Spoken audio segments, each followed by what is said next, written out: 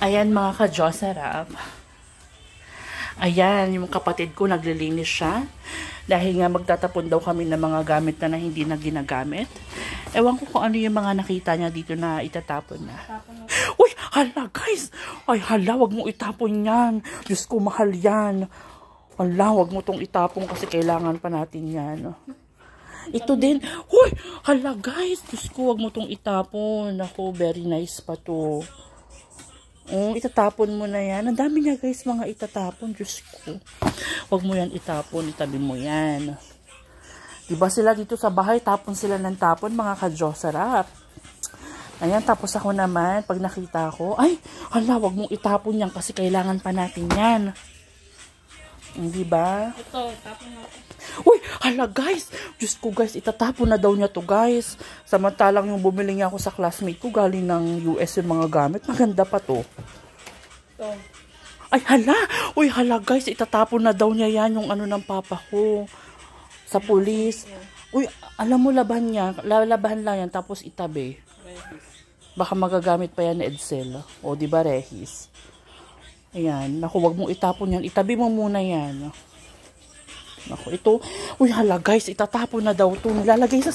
Hala, nilagay sa sako, guys. Uy, hala, wag mong ilagay sa sako.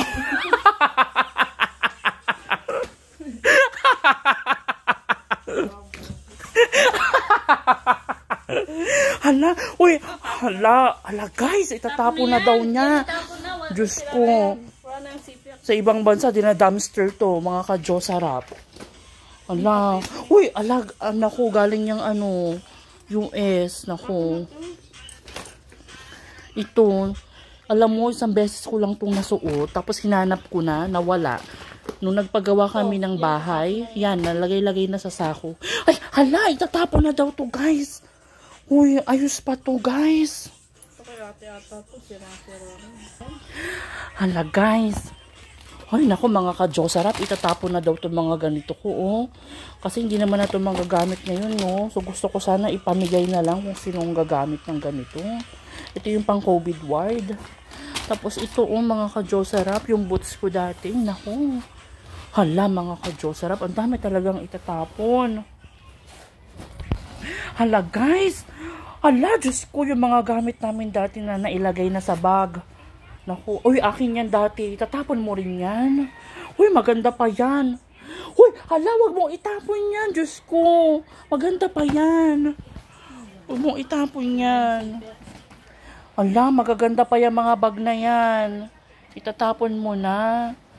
Pilian mo yung, ala, uy, hala guys, gusto na niyang itapon to. Gusto na nilang itapon to. Maayos na maayos. Ayan, yung mga bag. Uy, Diyos ko guys. Huwag mong itapon yan. Magagamit nyo pa yan. Ayan. Maganda yan. Ala. Uy, hala guys.